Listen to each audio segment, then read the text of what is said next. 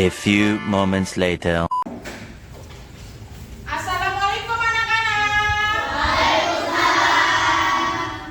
Coba kalau kamu sudah siap belajar, maka kita berdoa terlebih dahulu. Coba tadi silakan pimpin doanya.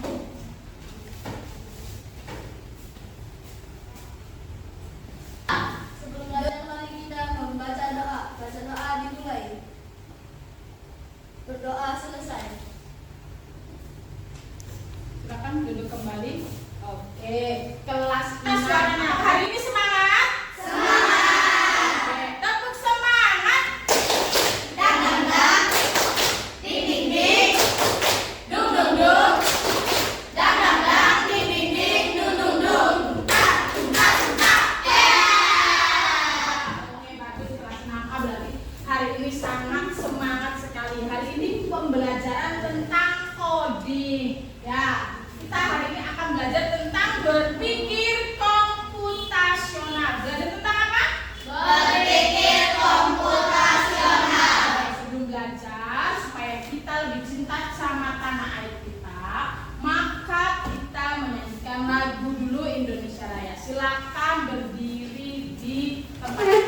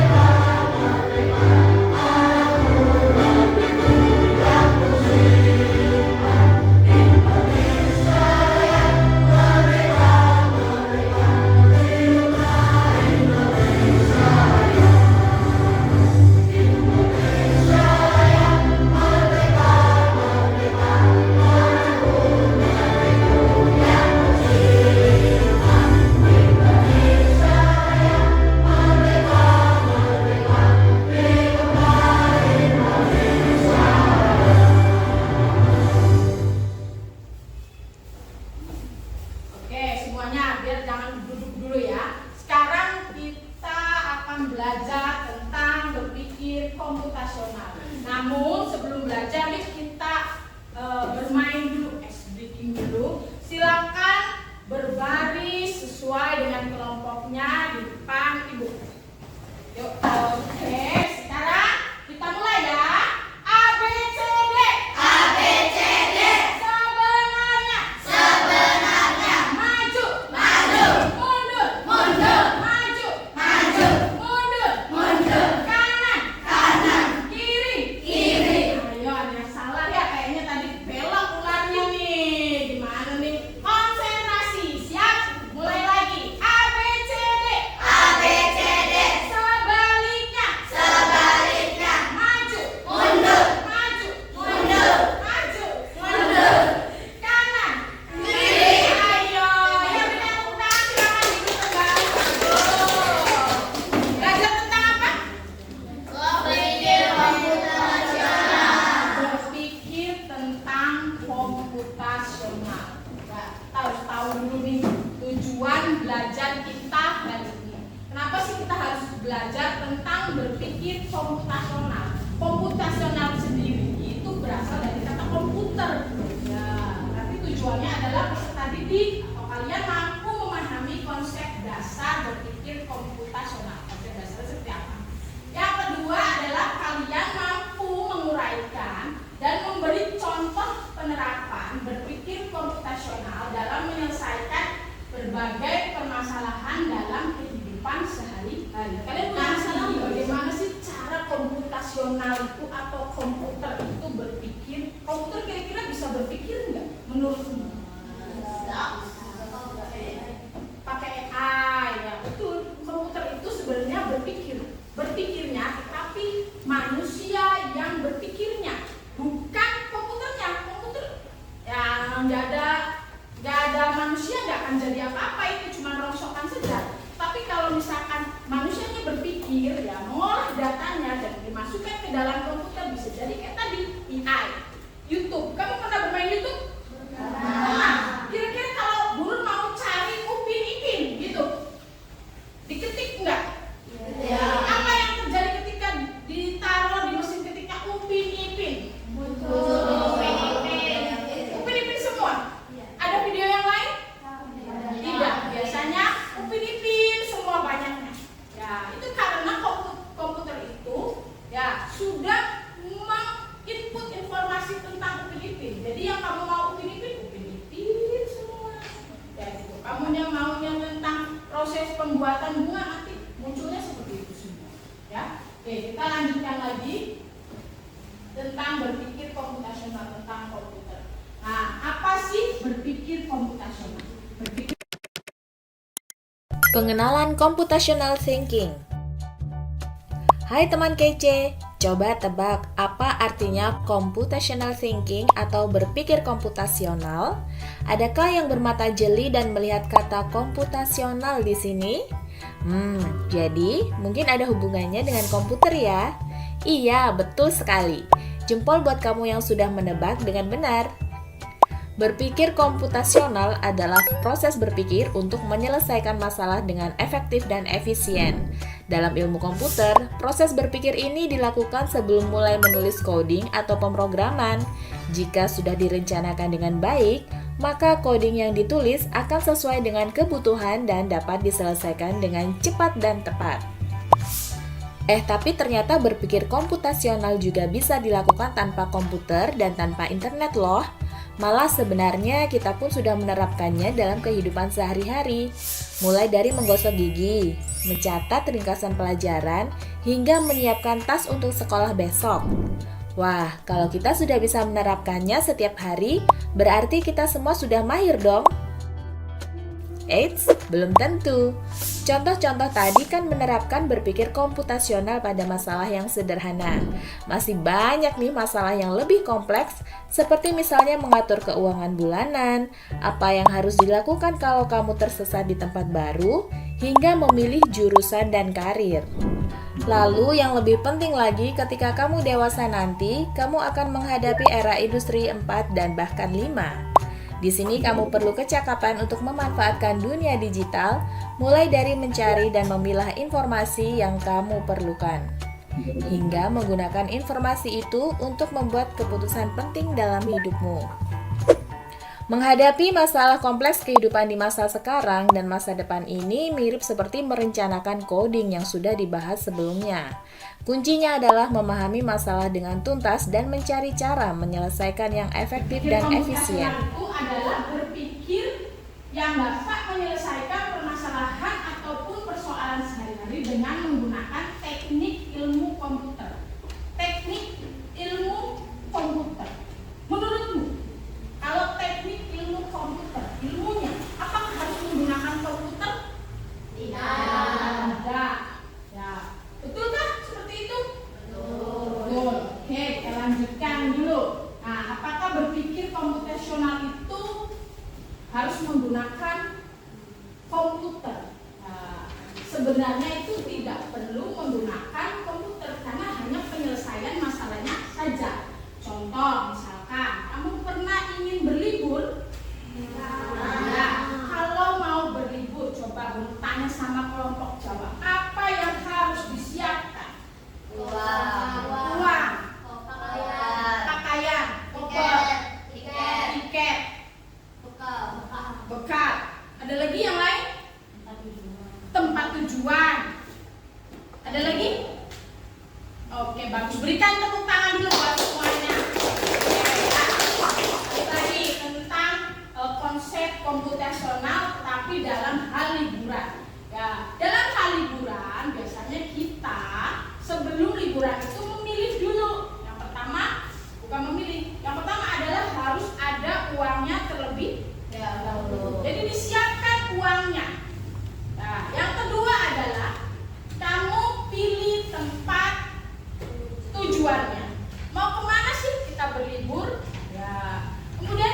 ketiga adalah beli tiketnya, ya enggak? Persiapkan apa yang harus disiapkan, baju, koper, ya, kemudian kopi, misalkan kamu mau pergi ke pantai dan lain sebagainya. Baru kamu pergi beli. Kira-kira kalau misalkan dari beberapa hal yang tadi disebutkan, misalkan liburan, Bunur mau liburan nih, tetapi Bunur tidak ada uangnya, apa yang akan terjadi? Tidak bisa berlibur. Tuh, toh lagi nih. Ya, kamu pernah menyalakan sebuah televisi? Televisi itu sebuah mesin, sama cara kerjanya dengan komputer. Ya, pernah nyalain? Oke, Bunur tanya kira-kira menurut kamu, ya, untuk menyalakan televisi hal apa saja dari kelompok Sulawesi dulu? Apa saja cara atau bagaimana cara menyalakan televisi? Mencolok ke stop kontak kabel, Mencolok ke stop kontak, mengambil remote dan menekan tombol. menekan tombol, ya, mengambil remote dan menekan tombol. Betul tidak? Betul. Berikan tepuk tangan dulu buat kelompok Sulawesi. Oke, bagus bapaknya. Jadi kalau menyalakan televisi, ambil stop kontaknya dulu, dicolokkan dulu, baru dinyalakan towernya, baru pakai remote-nya. Iya nggak? Bisa nggak kalau misalkan dalam hal tersebut Bunur itu lupa mencolokkan stop kontaknya? Apa yang akan terjadi jadinya? tidak menyala. TV tidak menyala. Jadi sama dengan halnya konsep berpikir komputasional. Harus berurutan dan harus lengkap. Kalau ada hal yang tidak lengkap, maka tidak akan terjadi prosesnya. Paham sampai sini? Paham. Oke, kita lanjutkan lagi tentang berpikir komputasional. Lanjut tentang konsep dasar IPO. Nah, ada tentang konsep dasar IPO dalam proses pemrograman komputer. Konsep IPO, input, proses, output. Input adalah apa yang dimasukkan ke sistem. Proses adalah bagaimana sistem bekerja mengolah input. Output adalah hasil yang keluar. Tadi menyalakan sebuah televisi, inputnya adalah kabel colokan, ya nggak? Ya, remote-nya disiapkan, tombol powernya, kemudian prosesnya, colokan kabelnya, nyalakan tombol powernya. Ya, itu adalah termasuk prosesnya. Outputnya, kira-kira apa outputnya? Hasilnya. Output itu hasilnya apa kira-kira? Good job, berikan tepuk salut buat abang. Tepuk salut. Salut. Oke, ini filmnya menyala, outputnya, hasilnya seperti itu. Oke, sampai sini ada yang mau ditanyakan dulu nggak? Nah, paham? Lanjut. Oke, yuk kita cari tahu bagaimana kita dapat berpikir komputasional tapi dalam kehidupan sehari-hari. Kamu berpikir nggak sebenarnya tukang nasi goreng itu dia berpikir komputasional? Berpikir nggak kira-kira? Nggak menyangka kan? Sebenarnya tukang nasi goreng, kamu memasak nasi, mamamu mencuci baju, itu adalah dia sedang berpikir komputasional. Tapi kita nggak ada yang menyangka bahwa itu adalah berpikir komputasional. Coba, Ibu akan bagikan LKPD tentang cara berpikir komputasional. Nanti kamu kerjakan untuk masing-masing kelompok. Ya. 1.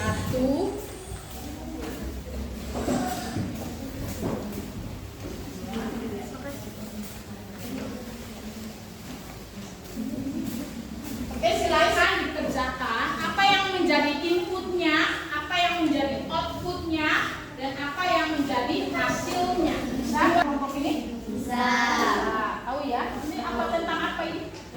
Cara membuat nasi goreng. Kita akan tahu cara nasi goreng itu ternyata berpikir komputasional menjadi coba ya. Nanti Bu lihat hasilnya. Ini tentang apa? Tentang memasak nasi goreng plus bakar. Bentuknya ada beras, air, rice cooker atau kompor.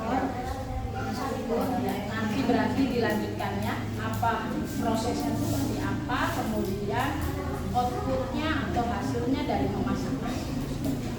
Oke, bisa paham tentang apa ini? Jus mangganya yang kira-kira manis, jangan asin ya. Nah, kira-kira harus apa tuh inputnya kalau mau manis? Bukan memakan, nanti dilanjutkan lagi. Ada yang nggak dipahami? Paham ya semua ya, nanti inputnya apa, prosesnya apa. Oke, dilanjutkan.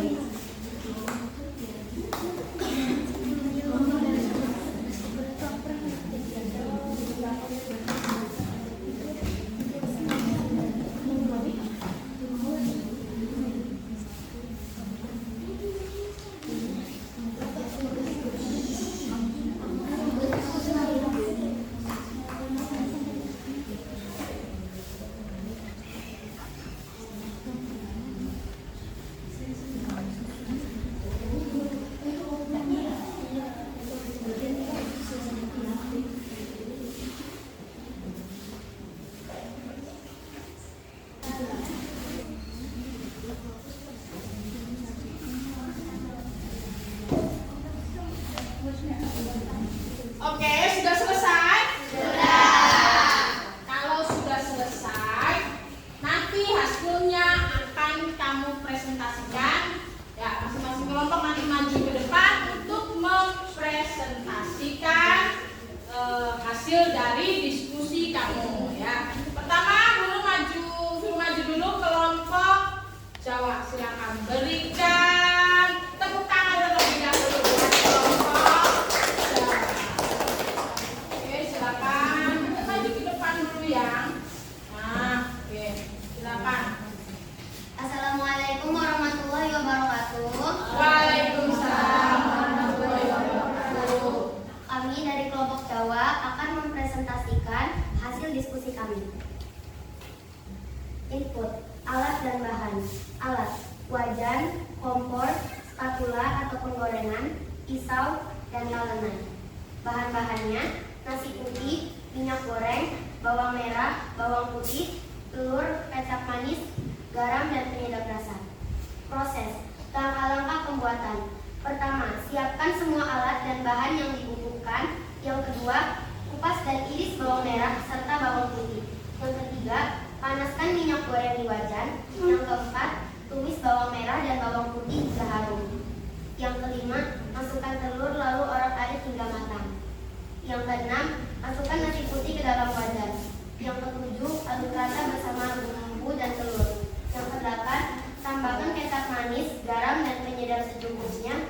Yang kesembilan, aduk hingga rata, angkat, dan siap disajikan. Output, hasil nasi goreng sederhana yang enak dan siap dimakan. Oke, berikan tepuk salut dulu untuk kelompok Jawa. Tepuk salut. Salut, salut. Salut, salut. Salut. Bagus hasil diskusinya dengan konsep nasi goreng yang sederhana katanya ya, yang sederhana tapi enak kan? Enak. Insya Allah enak ya. Coba di situ ada proses yang namanya input, output, dan proses. Itu proses dari mau tanya sama Radit. Tadi kalau inputnya kira-kira bahan intinya itu apa sih? Wajan putih dan bawang merah, minyak goreng, Ya, kompor, ya, gas. ya sudah. Kalau misalkan Bu Nur melakukan nasi goreng itu tanpa nasi, apa yang akan terjadi? Kan tadi kamu nggak bilang ada nasinya tuh. Apa yang akan terjadi? Tidak akan jadi nasi goreng. Betul. Lalu kalau misalkan ingin bikin nasi goreng yang enak, maka inputnya itu harus lengkap tidak? Virus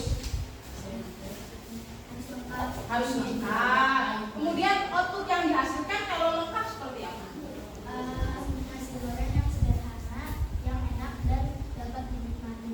Oke, berikan tepuk tangan dulu buat kelompok Jawa. Silakan kembali.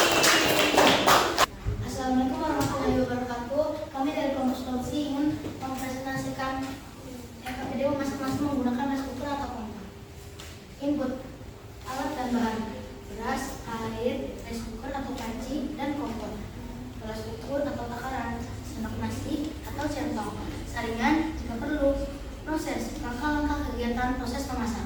1. Ambil beras secukupnya, misalnya 2 gelas. 2. Cuci beras hingga bersih, biasanya 2-3 kali bilasan. 3. Masukkan beras ke dalam rice cooker atau panci. 4. Tambahkan air sesuai takaran, biasanya perbandingan 1 sampai 2. Jika menggunakan rice cooker, tekan tombol cool. Jika menggunakan kompor, nyalakan api kecil dan tutup panci. Tutup hingga matang sekitar 15 sampai 20 menit. 7. Setelah matang, aduk nasi dengan centong agar kuning dan tidak menggumpal. Output nasi putih. Oke, bagus. Berikan tepuk salut untuk kelompok Sulawesi. Tepuk salut. Salut, salut. Salut, salut. Salut. Oke, kelompok Sulawesi. Bu Nur mau tanya, tadi output yang dihasilkan apa? Nasi putih. Nasi putih. Oke, nasi putih. Kemudian inputnya apa? Kira-kira Akila, Bu Nur mau tanya sama Akila. Gelas, air, cooker, gelas, teguhan atau takaran, sendok nasi, atau centong, sangan jika perlu.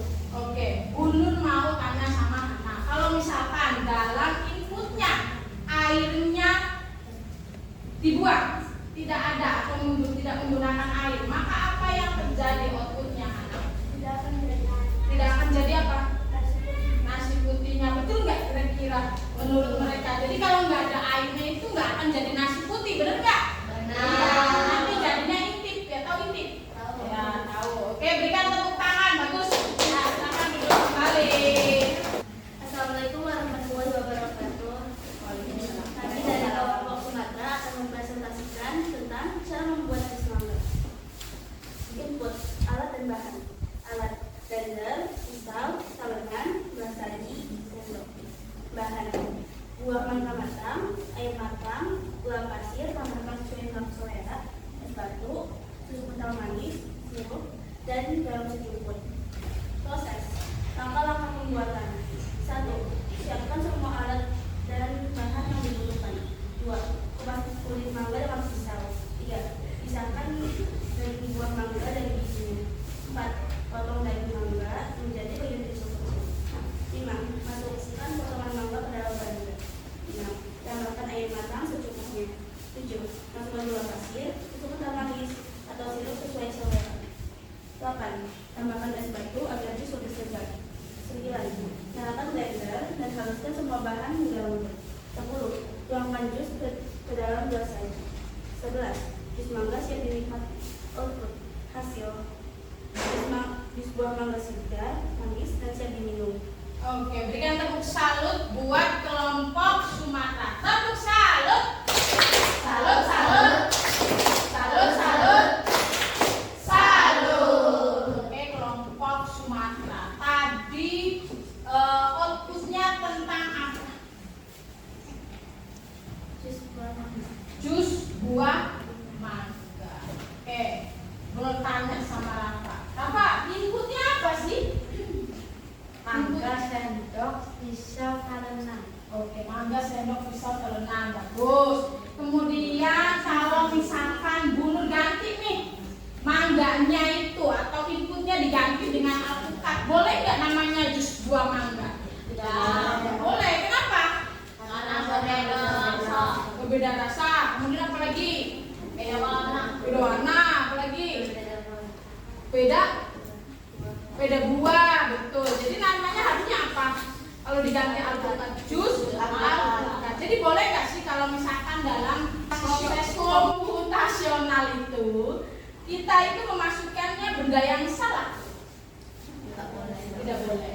Ya, tidak boleh. Gitu ya. Berikan tepuk tangan dulu buat kelompok Sumatera. Terus silakan duduk di sini. Kita tadi belajar tentang apa itu berpikir komputasional. Apa I-nya? I apa I? P-nya? Proses. O-nya? Output. I, input. Apa itu Hana input itu? Data informasi dimasukkan dalam sistem. Oke, kemudian P, ada yang tahu nggak P? Cung, Ayesa. Langkah-langkah sistematis yang digunakan untuk memecahkan masalah. Oke, langkah-langkah yang sistematis, yang urut katanya nggak boleh nggak urut. Kalau O itu apa? Cung yang tahu? Nabila? Output. Output. Hasil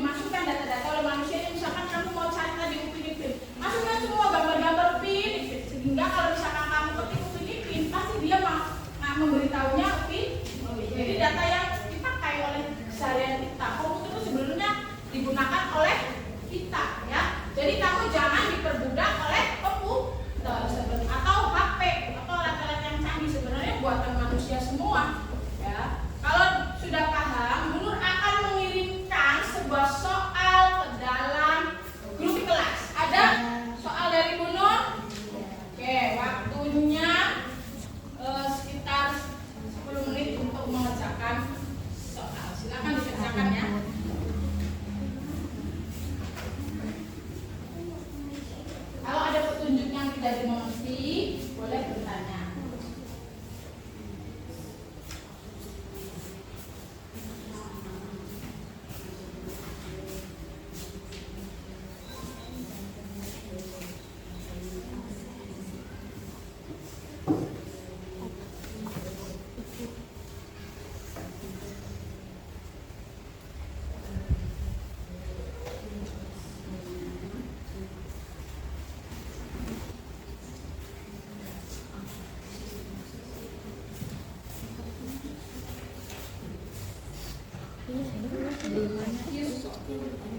Nggak bisa pencet.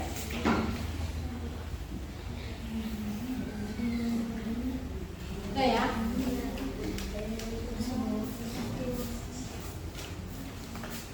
Oke, sudah selesai soalnya yang kalian kerjakan. Bisa? Bisa. Ada yang ditanyakan dulu nggak? Tidak ada? Nah, tadi kita belajar tentang berpikir komputasional. Menyenangkan tidak belajar hari ini? Kalau menyenangkan, mana senyumnya? Senyum gitu ya. Oke, kalau menyenangkan, mana senyumnya? Oke, bagus. Berikan tepuk tangan dulu buat kelas 6. Nanti tugas kamu di rumah adalah mencatat. Kira-kira cari 3 benda yang menggunakan konsep IPO. Inputnya apa, prosesnya apa, kemudian outputnya apa. Misalkan kayak tadi tuh mesin cuci atau televisi, inputnya apa nih? Ya, prosesnya seperti apa, langkah-langkahnya. Kemudian output tuh hasilnya seperti apa. Paham sampai sini? Oke, sekarang kita tutup dengan berdoa. Silakan ketua kelas memimpin doa. Sebelum pulang mari kita membaca doa. Baca doa dimulai. Doa selesai.